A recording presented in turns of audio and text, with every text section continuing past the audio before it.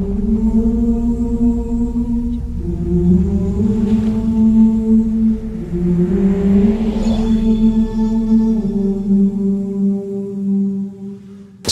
علیکم ورحمۃ اللہ وبرکاتہ۔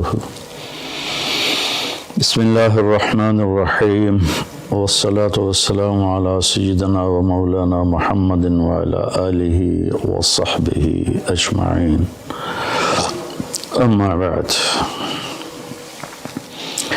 میرے عزیزوں، بھائیوں، دوستوں، بہنوں، بچوں، بچیوں، شعبان سے پہلے ہی اللہ کے نبی جب رجب کا مہینہ آتا تھا جو اس سے پہلے گزرا ہے، تو اس میں یہ دعا فرمایا کرتے تھے، اللہم بارک لنا فی رجب و شعبان وبلغنا رمضان۔ یا اللہ ہمارے رجب اور شعبان میں برکت عطا فرما اور ہمیں رمضان مبارک نصیب فرما۔ تو ان 2 مہینوں میں گویا آپ رمضان کی تیاری شروع فرما دیتے تھے۔ عربی زبان ایسی ہے جس میں کوئی لفظ بیکار کا نہیں ہے، بے معنی نہیں ہے۔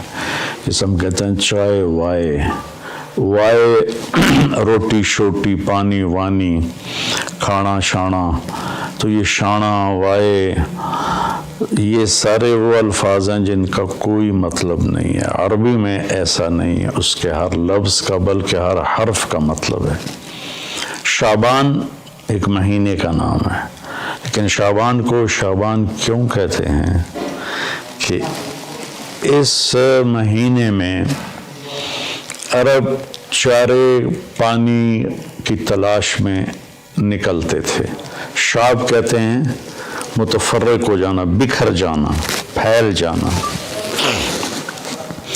تو اس میں عرب چونکہ صحرا ہے، یہ عجب ملک اللہ نے بنایا ہے، یہ جزیرۃ العرب، جزیرہ نما، اس کے 3 طرف سمندر ہے، ایک طرف خشکی ہے جو اردن کے ساتھ، شام کے ساتھ جا کے ملتی ہے، عراق کے ساتھ، اور 3 طرف سمندر ہونے کے باوجود یہاں دریا، ایک دریا نہیں، اتنے بڑے ملک میں پاکستان سے 5 گنا بڑا ہے، اور ایک دریا نہیں، اور اتنی تھوڑی بارش ہوتی ہے۔ جزیرہ نما جو ملک ہوتے ہیں وہاں تو بارشیں مسلسل ہوتی ہیں اور دھڑا دھڑ ہوتی ہیں، لیکن اللہ نے یہاں کے پہاڑوں کو اس طرح سے ڈیزائن کیا ہے کہ بارش کی ہوائیں اس سے ٹکرا کے واپس ہو جاتی ہیں۔ اللہ نے اس خطے کو لک و دک صحرا بنایا، آج بھی صحرا ہے بہت، الربع الخالی، یعنی 1/4 حصہ سعودی عرب کا خالی پڑا ہوا ہے، اس کا نام ہی ہے 1/4 خالی حصہ، وہاں زندگی نشو و نمائی نہیں پا سکتی۔ تو عرب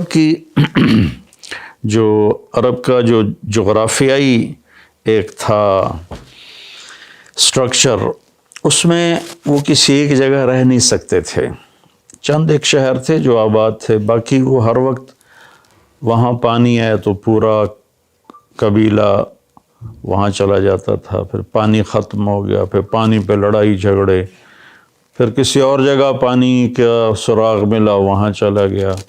تو پانیوں اور چارے والی زمین کی تلاش کے لیے شعبان میں یہ نکلتے تھے، اور پھر آ کر اپنے سردار کو خبر دیتے کہ وہاں چارہ ہے، وہاں پانی ہے، پھر پورا قافلہ موو کر کے وہاں چلا جاتا تھا۔ اور یہ موبائل تھے خانہ بدوش، اور ان کی بستیاں، ان کے شہر خیمے ہوتے تھے، اور چونکہ یہ فطرت پر تھے، چونکہ کوئی وہاں ایسی چیز نہیں تھی جو ان کی فطرت کو مسخ کرے، جیسے میں شہری زندگی نے ہماری فطرت کو بالکل ادھورا کر کے رکھ دیا ہے۔ ہم نے آج تک چمکتا چاند نہیں دیکھا، تاروں بھری اندھیری رات نہیں دیکھی، ستاروں کی مسکراہٹ نہیں دیکھی، سورج چاند کی خوبصورت نورانی ہم نے اس کی شعائیں نہیں دیکھیں، کرنیں نہیں دیکھیں، تو وہ لک دک میدان تھا۔ افلا ينظرون الى الابل کیف خلقت، اب اس ماحول میں رہ کر آپ اس آیت کو سمجھے۔ اونٹ ان کی سواری تھی تو اللہ فرماتا ہے اے اونٹ تو دیکھو کیسے بنا ہے، کس نے بنایا ہے۔ وَإِلَى السَّمَاءِ كَيْفَ رُفِعَتْ، جب تم صحرا میں سوتے اور اوپر تاروں بھری رات ہوتی ہے یا 14ویں کا چاند ہوتا ہے، یہ کس نے اوپر کھڑا کر دیا۔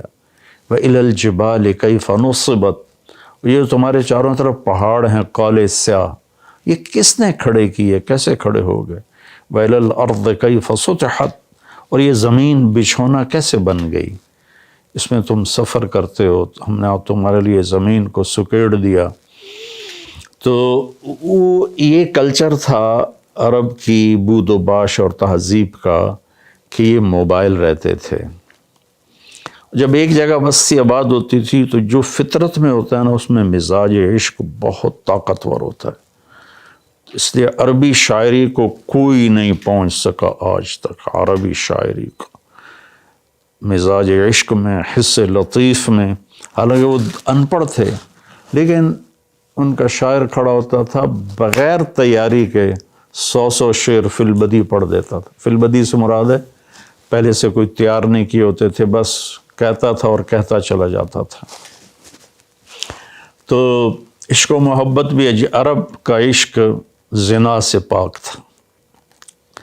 میں نے عرب جاہلیت کی تاریخ پڑھی ہے، میں پڑھ کے حیران ہو جاتا ہوں کہ کیا عجیب لوگ تھے، اور اللہ نے وہاں کسی فاتح قوم کو جانے کا موقع نہیں دیا کہ سب کہتے تھے ریت میں کیا پڑا جو ہم لیں، تو وہ محفوظ رہے، ان کی عربیت، ان کی فطرت محفوظ رہی، نہ ایرانی آ سکے، نہ اس میں رومن آ سکے، یہی اس وقت کی بڑی دو طاقتیں تھیں، نہ قبطی آ سکے جو مصر کی طاقت تھی، تو اپنی فطرت میں تھے۔ تو ان میں عشق و محبت کے جو اشعار ہیں نا، وہ ایسے ٹکڑے ٹکڑے کر کے رکھ دیتے ہیں، ترجمہ نہیں عربی، اگر عربی کی فہم ہو تو آدمی روئے بغیر رہ نہیں سکتا ہے۔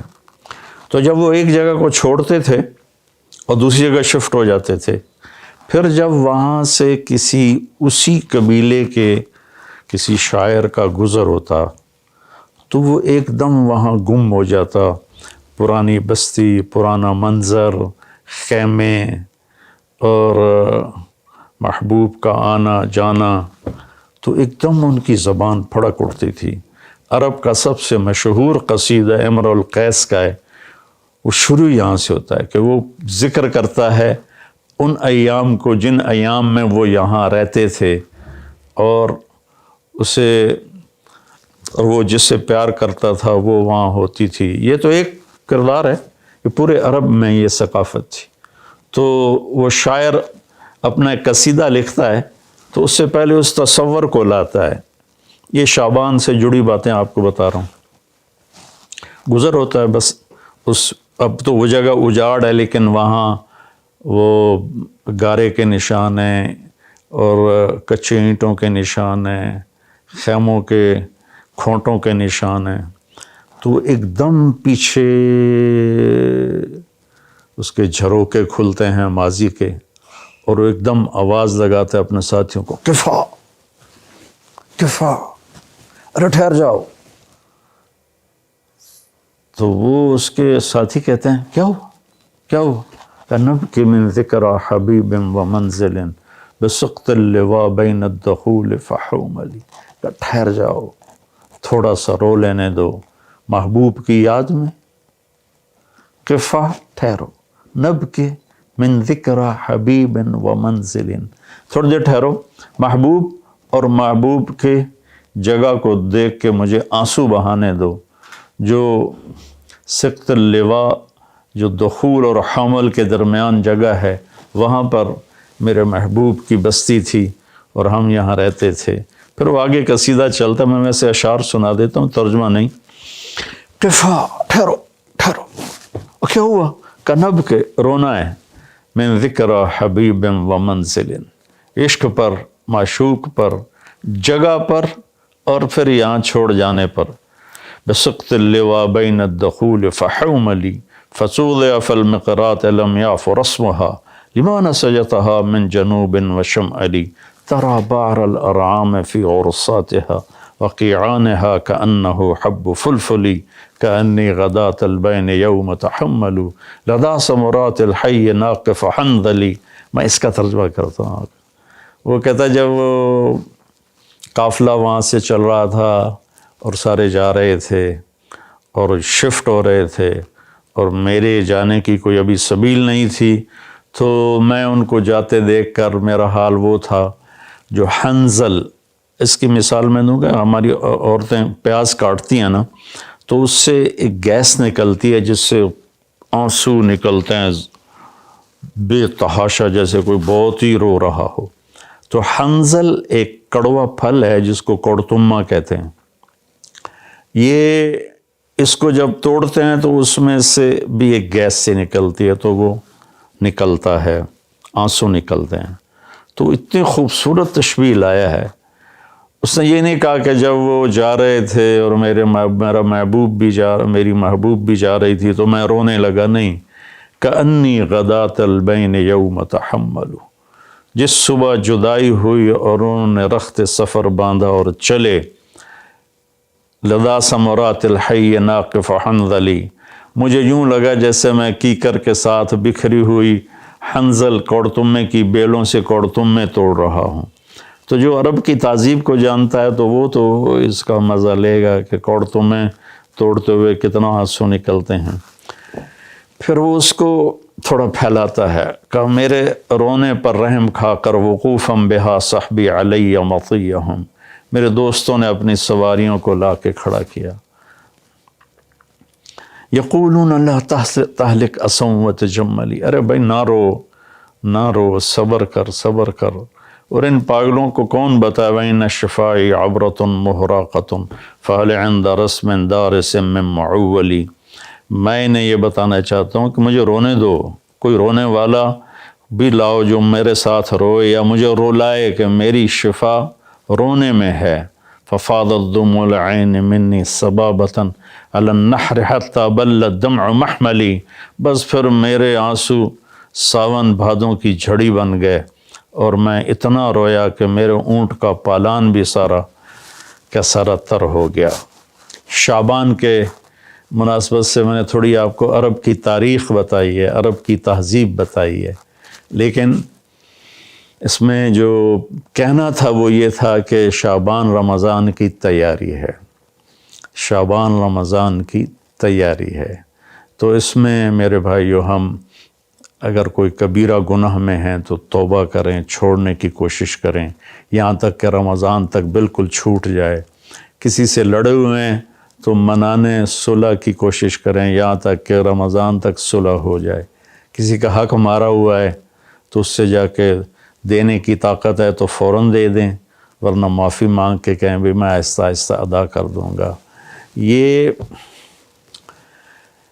رمضان سے پہلے رمضان کی تیاری، رمضان میں انٹر ہونا ہے کبیرہ گناہوں کو چھوڑ کر، لوگوں کے حق تلفی کو چھوڑ کر، گالی گلوچ کو چھوڑ کر، ظلم و ستم کو چھوڑ کر، اور رشوت، چور بازاری، کھوٹ، اس کو چھوڑ کر. بھائیو اللہ کی قسم اٹھا کے کہتا ہوں حرام میں کچھ نہیں رکھا، گناہوں میں کچھ نہیں رکھا، اور اللہ کی قسم اٹھا کر کہتا ہوں ساری بھلائیاں، ساری خوبیاں میرے اللہ اور اس کے رسول کی اطاعت میں ہیں.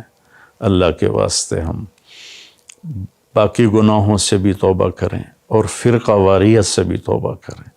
یہ میرا کرتا ہے نا، یہ ہے اسلام، اور اس کے اندر یہ بنیان ہے، یہ میرے عقائد ہیں اور میرے ذاتی اعمال ہیں. اسلام تو سب کا ایک ہی ہے، ان الدین عند اللہ الاسلام، شرع لکم من الدین. تو دین تو سب کا ایک ہی ہے. آگے چھوٹی چھوٹی باتوں پہ فرقے بن گئے ہیں، جنازے کے بعد دعا پڑھنی یا نہیں پڑھنی، اس پر ہی فرقہ بنا پڑا ہے۔ تو اتنی چھوٹی باتوں میں ہم الجھ گئے ہیں۔ ساری دنیا کتنے خطرے سے گزر رہی ہے، اور کرونا ایک وبا اور وبال ہے، ایک عذاب ہے۔ ہم توبہ کریں باقی گناہوں سے بھی اور فرقہ واریت سے۔ دیکھو میں ہاتھ جوڑتا ہوں، علماء سے بھی کہتا ہوں، یہ دیوبندی بریلوی والا میدان جنگ بند کر دو، یہ شیعہ سنی والا میدان جنگ بند کر دو، یہ حنفی مالکی شافعی حنبلی سلفی یہ میدان جنگ بند کر دو۔ انشاءاللہ جو بھی قرآن اور حدیث کو سامنے رکھ کر عمل کر رہا ہے، اللہ کا فضل اس پر چھائے گا اور وہ ایک دن ضرور جنت میں جائے گا۔ اگر اس کا غلط مطلب بھی سمجھا ہے تو اللہ جو چاہے گا فیصلہ کرے گا۔ ہم اللہ کے واسطے امت بنیں، اپنے ملک کی حفاظت کریں، یا اپنے ملک کی حفاظت کریں۔ اگر ہم کوئی منفی مثبت کام نہیں کر سکتے تو منفی بھی نہ کریں۔ تو بھائیو، ہم اپنے رب کو رمضان خوبصورت کر کے دکھائیں، شعبان اس کی تیاری ہے۔ السلام علیکم۔